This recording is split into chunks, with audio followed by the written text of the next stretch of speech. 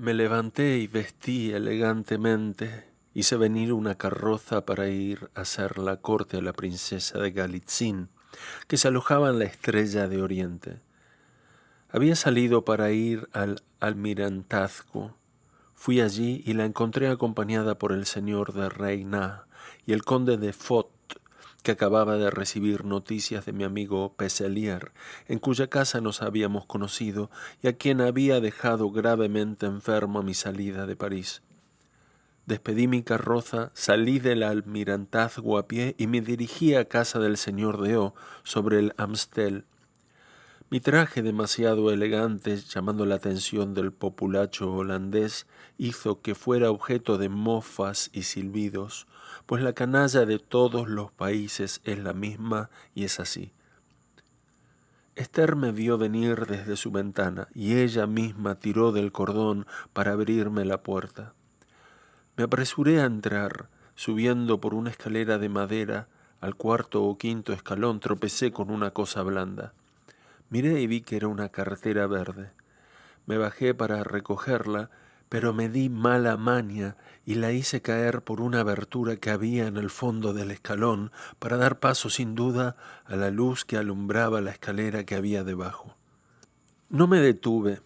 Subí y fui recibido como de costumbre, y como mi atavío podía parecerles extraordinario, les expliqué la razón.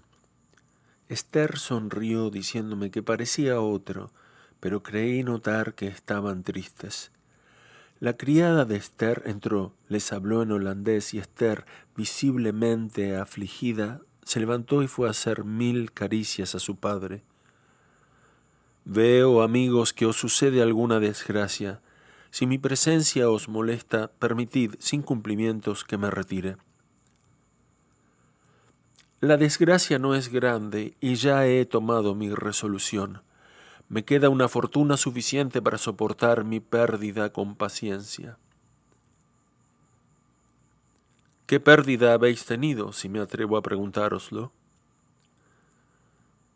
He perdido una cartera de bastante valor que, si hubiera sido prudente, debía haber dejado en casa, porque no la necesitaba hasta mañana. ¿Y no podéis saber dónde la habéis perdido? No puedo haberla perdido más que en la calle, y no sé de qué manera. Contiene importantes letras de cambio, cuyo pago puedo detener, pero contiene también billetes del Banco de Inglaterra por gruesas cantidades, y estos están perdidos porque son valores al portador.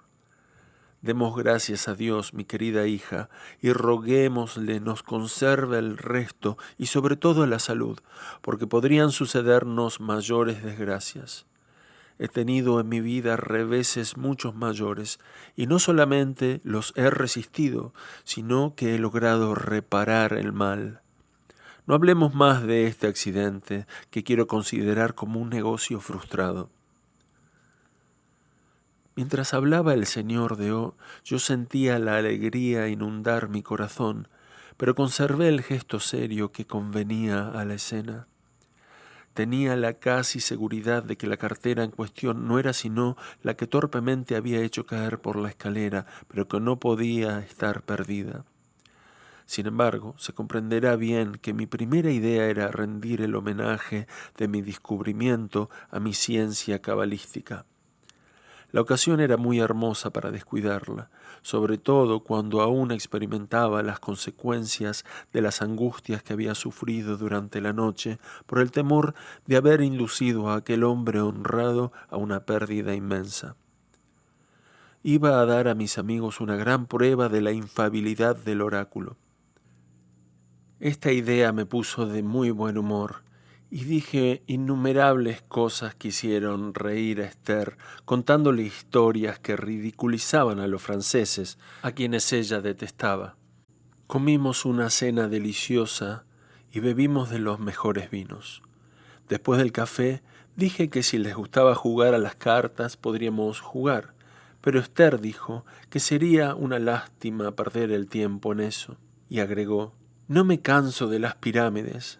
¿Te podría preguntar dónde es que se encontró la cartera de mi padre? ¿Por qué no?, dije. Es una pregunta sencilla.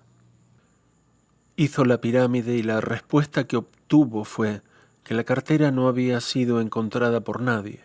Se levantó y saltando de alegría fue corriendo a abrazar a su padre. «Hallaremos la cartera, querido papá», le dijo. «Lo espero como tú, hija mía, porque esta respuesta es bien consoladora». «Sí», dije yo, viendo que Esther continuaba prodigando sus caricias a su padre. «Hay alguna esperanza, pero el oráculo será mudo a todas las preguntas». «¿Mudo? ¿Por qué?», preguntó ella. «Si no me dais tantas caricias como habéis dado a vuestro padre, será mudo». «Oh, yo le haré hablar», dijo ella riéndose, y se abalanzó a mi cuello besándome, abrazándome, acariciándome, y yo devolviéndole sus caricias. Por fin, Esther se sentó de nuevo y preguntó dónde estaba la cartera. La pirámide, de donde sacó la respuesta, le dijo que la cartera había caído por la abertura del 5.º peldaño de la escalera. «El señor de O», dijo a su hija, «vamos a ver, mi querida Esther, si el oráculo es verídico». Y los dos, con la alegría y la esperanza pintadas en sus fisonomías, se dirigieron hacia la escalera. Yo lo seguí. El señor de O nos enseñó él mismo el agujero por donde debía haber caído la cartera. Encendió una bujía y bajamos a un almacén subterráneo, donde bien pronto recogió por sí mismo la cartera que había caído en un charco de agua.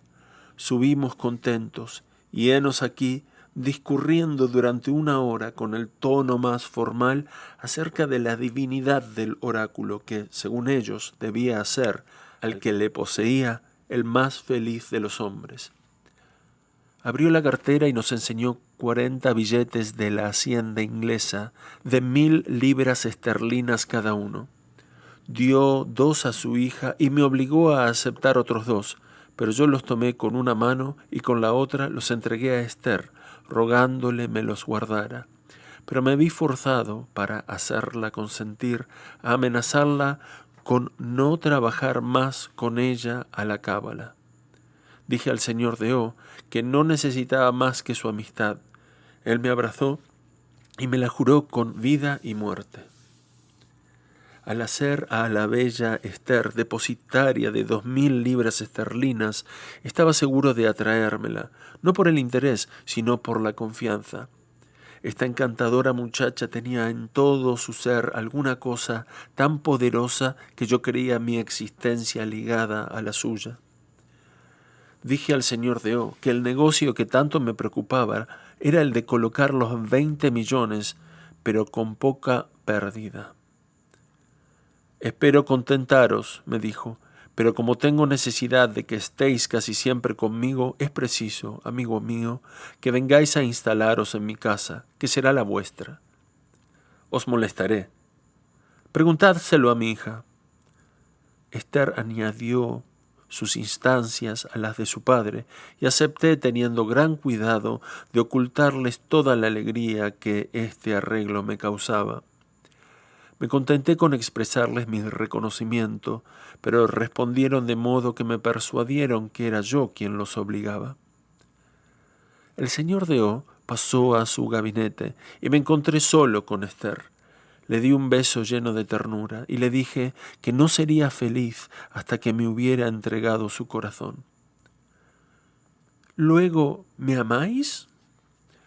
«Con la más viva ternura, y estoy dispuesto a hacer lo que exijáis para demostrároslo, si puedo esperar que vos participéis de ella».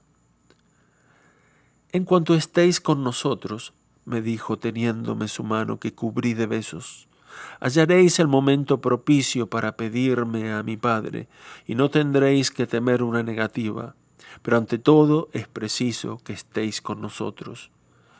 Oh, mujer adorada, mañana mismo se cumplirán vuestros deseos». Continuamos entreteniéndonos con ternuras, esperanzas y proyectos para el porvenir, en el más dulce abandono de una mutua confianza.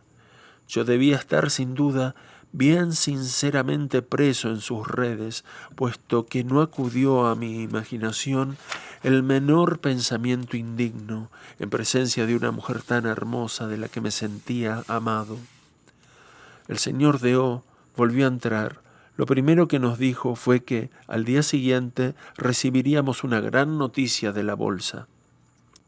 Que estoy decidido a tomar por mi cuenta y mediante 300.000 florines el barco que se cree perdido. Se dirá que estoy loco, pero más loco será quien lo diga. Lo sería sin duda si, conociendo de una manera evidente la divinidad del oráculo, pudiera conservar aún la menor duda. Le dije: ya os he dicho que el oráculo que os parece infalible me ha engañado algunas veces. Eso no ha podido ser, amigo mío, sino cuando las respuestas han sido ambiguas y no les habéis dado la verdadera interpretación. Pero en el caso actual es de una evidencia palpable. Ganaré 3 millones de florines o perderé una cantidad que no me arruinará. Esther, gozosa y entusiasmada con el hallazgo de la cartera, dijo a su padre que debía apresurarse. Yo, por mi parte, no podía retroceder, pero había vuelto a sumirme en la tristeza. Al advertirlo, el señor de O me tendió la mano y me dijo: aun suponiendo que el oráculo se equivoque esta vez, no por eso seré menos vuestro amigo. Le dije: esta seguridad me consuela, pero como se trata de un negocio de la mayor importancia, permitidme consulte al oráculo una segunda vez sobre el mismo asunto, antes que os aventuréis a exponer 300.000 florines.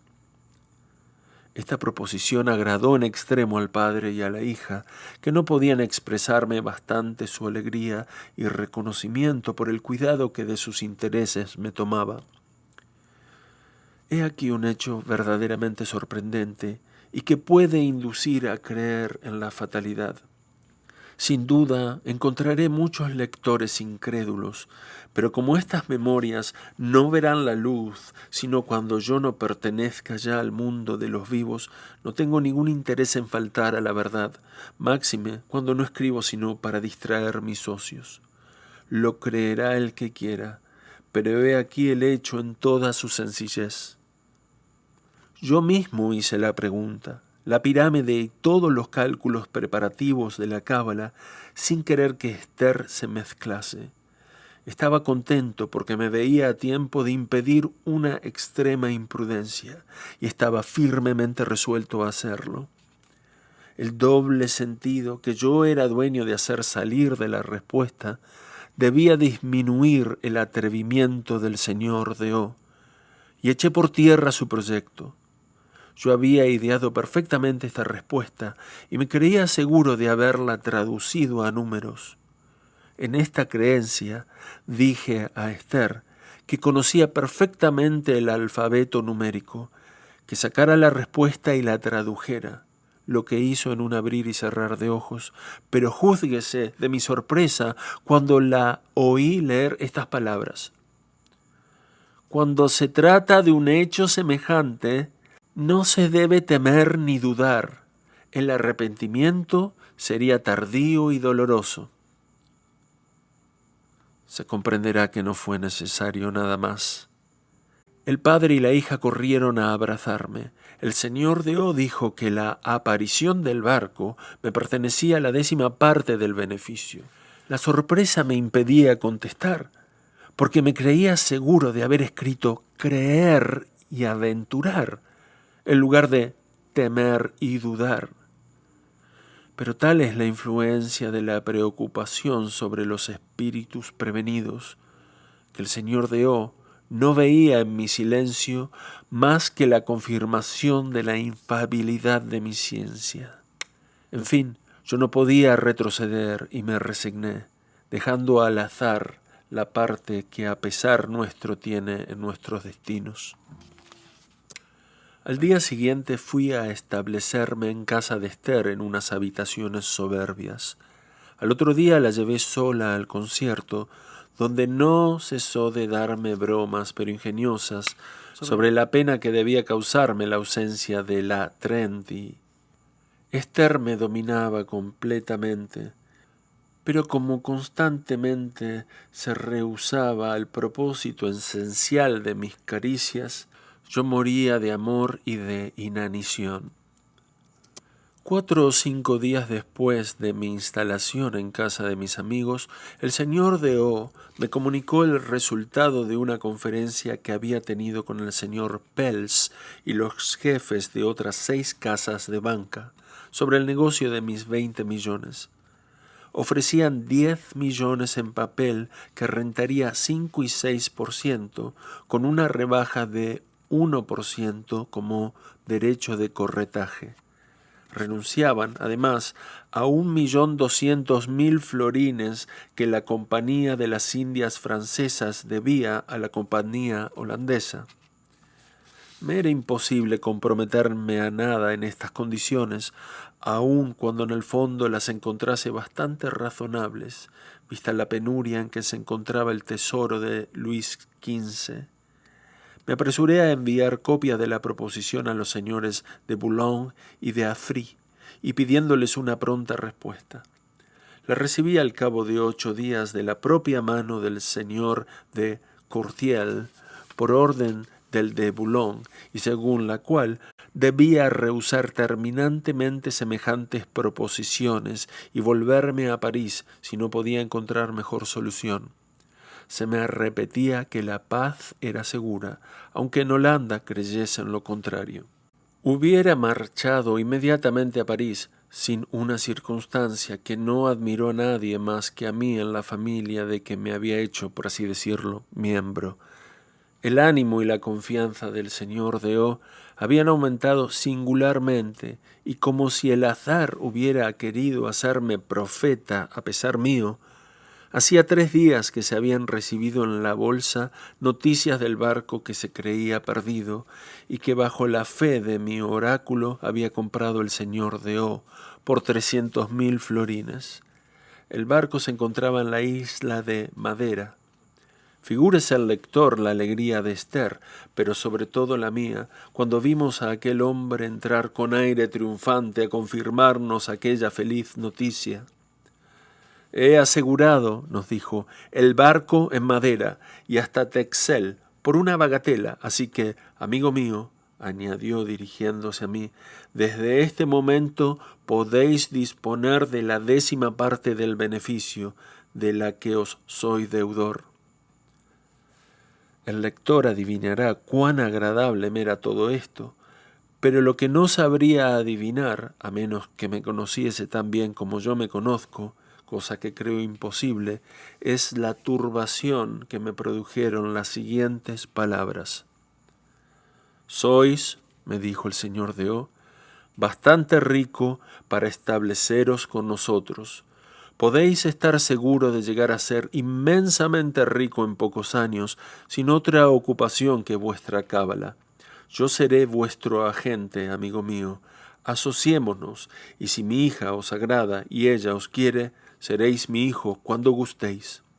Después de un largo silencio, recobrando la palabra, me esforcé en hablarles de reconocimiento, de dicha, de amor, y concluí por decirles que a pesar de mi ternura por Esther, debía antes de resolverme a nada regresar a París por el negocio de honor y de confianza que el gobierno me había confiado, pero que a mi vuelta a Ámsterdam estaba seguro de poder decidir de mi suerte. Mi respuesta les agradó y pasamos en la mayor alegría el resto de la jornada. Al día siguiente el señor de O dio una soberbia comida a varios amigos que le felicitaban por su buena fortuna, pero que no se explicaban el atrevimiento de O, sino suponiendo que había tenido conocimiento de la estancia del barco en Madeira, por más que ninguno pudiese formar una conjetura probable de la forma como había recibido la noticia antes que nadie. 8 días después de este suceso, me dio la última contestación sobre el asunto de los 20 millones. Las últimas condiciones eran que el descuento sería de 9% sin que yo tuviera derecho a corretaje. Envié enseguida nota de estas condiciones al señor de Affry, suplicándole mandase, sin retraso y a mi costa, al señor interventor general una carta en la que yo le decía que el negocio quedaría irrevocablemente sin efecto si difería un solo día al enviar al señor Afri plenos poderes para autorizarme a cerrar el trato. Escribí en el mismo sentido a los señores de Cortiel y de Choiseul, advirtiéndoles que en la transacción yo no ganaba nada para mí, pero que no por eso dejaría de concluir una negociación que me parecía ventajosa y que además estaba seguro de que en Versalles se me reembolsarían mis gastos y no se me negaría la indemnización que tenía el derecho de esperar. Como estábamos en el carnaval, el señor Deau dio un baile magnífico al que invitó lo más distinguido de Ámsterdam. El baile y la cena fueron de lo más soberbio. Esther, cubierta de diamantes, rebosando belleza y radiante de felicidad, bailó conmigo todas las contradanzas, encantando a todos los concurrentes, tanto por sus gracias como por sus bondades. Pasaba todo el día en compañía de Esther. Cada día nos enamorábamos más y no hacíamos más que irritarnos al aumentar nuestros deseos. Esther me quería, pero más prudente por principios que por temperamento, no me concedía más que insignificantes libertades. No era pródiga más que de besos, pero estos, lejos de ser un paliativo, eran un estimulante y el amor me ponía furioso. Ella me decía, como dicen todas las muchachas honradas, que estaba segura de que no me casaría con ella si consentía en hacerme dichoso, y que en cuanto fuera mi mujer me pertenecería completamente. No creía que yo fuese casado, puesto que yo la había asegurado bien de no serlo, y esta seguridad estaba muy de acuerdo con sus deseos, pero estaba persuadida de que yo tenía en París algún fuerte compromiso. Yo convenía en ello, y le aseguraba que iba a desprenderme enteramente de aquel para no ser más que para ella, y que quería unir nuestros destinos con un lazo indisoluble. Ay de mí, yo mentía, porque Esther era inseparable de su padre, que no tenía sino 40 años, y yo no podía acostumbrarme a la idea de fijarme irrevocablemente en un lugar como Holanda. 10 o 12 días después de haber enviado las últimas condiciones, recibí una carta del señor de Boulogne que me participaba que Afri se hallaba provisto de todas las instrucciones que yo podía desear y necesitar para concluir la negociación de los 20 millones. El embajador me dirigió otra que confirmaba lo dicho por el interventor general. Me advertía que tomase bien todas mis medidas, porque no entregaría los efectos reales, sino recibiendo en metálico corriente 18.200.000 francos. Llegado el doloroso momento de la separación, no escaseamos las expresiones de nuestro dolor y sentimiento, y juntos vertimos abundantes lágrimas. Esther me entregó el valor de las 2.000 libras esterlinas que había ganado tan fácilmente y sin premeditación el día de la pérdida de la cartera, y su padre, cumpliendo su promesa, me dio 100.000 florines en letras de cambio contra Fortin y Baur y contra París de Montmartel, con un recibo de 200.000 florines que me autorizaba a girar sobre él hasta su completo pago. En el momento de la partida, Esther me hizo un regalo consistente en 50 camisas de la más fina tela de Holanda y 50 pañuelos de Mazulipatán. No fue el amor de Manon Baletti, sino más bien una necia y ridícula vanidad de ir a figurar en el suntuoso París lo que me hizo abandonar Holanda. Pero tal era el necio temperamento que yo había recibido de la madre naturaleza, que 15 meses pasados bajo los plomos no habían sido suficientes para curar la enfermedad de mi espíritu. El destino es una palabra vacía de sentido, porque somos nosotros quien lo determinamos, a pesar del axioma de los estoicos, volentem ducit, nolentem trahit. Guía al que quiere seguirle y arrastra al que resiste. Sería muy indulgente conmigo mismo si quisiera aplicarme esta máxima. Después de jurar a Esther que volvería antes de fin de año, partí con un comisionado de la compañía que había comprado los efectos reales de Francia y llegué a La Haya, a casa de Boaz, que me recibió con un aire de extrañeza mezclado de admiración. Me dijo que había hecho un milagro y que debía apresurarme a regresar a París, aun cuando no fuera más que para gozar del incienso de las felicitaciones. Pero es imposible, añadió, que hayáis logrado tan feliz éxito sin haber hallado el secreto de convencerlos de que la paz está ajustada. No, le dije, no los he convencido, porque están persuadidos de lo contrario, pero puedo aseguraros que, en efecto, la paz está a punto de ser un hecho. A lo cual me contestó, si queréis darme esta seguridad por escrito, os regalo 50.000 florines en diamantes. Respondí, la seguridad que el embajador tiene no puede ser mayor que la mía. Sin embargo, no creo que la cosa sea todavía tan completamente segura que podáis arriesgar vuestros diamantes. Al día siguiente terminé mis negocios con el embajador y el comisionado se volvió a Ámsterdam. Fui a cenar a casa de Teresa y encontré a sus hijos muy bien vestidos. Le dije que fuera al día siguiente a esperarme a Rotterdam para entregarme a su hijo, porque no quería dar ocasión a las malas lenguas llevándomelo desde La Haya. Compré en casa de Boaz diamantes y otras joyas por valor de 40.000 florines y le prometí alojarme en su casa cuando volviera por La Haya. No le he cumplido esta palabra. Teresa me dijo en Rotterdam que sabía que yo había ganado $500.000 en Ámsterdam y que haría su fortuna si podía abandonar Holanda e ir a establecerse a Londres. Había instruido a Sofía para decir que mi fortuna era el resultado de las plegarias que ella había dirigido a Dios implorando mi dicha. Yo vi hacia dónde iba dirigido aquel golpe. Reí mucho de la astucia de la madre y la piedad de la hija, y me contenté con darle 100 ducados prometiéndole enviarle otros 100 la primera vez que me escribiera de Londres.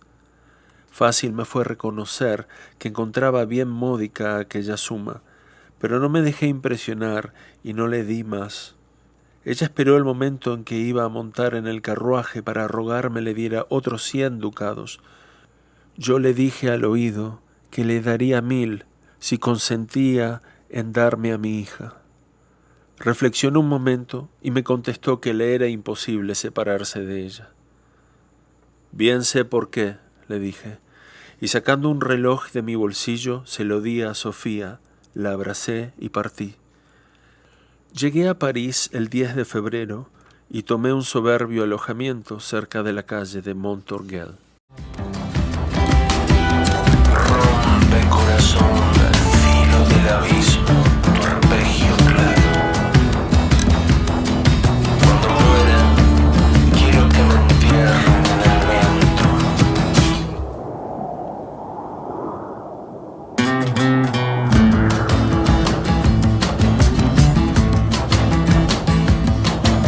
El reino del New Age y the planets of the apes crea zombies por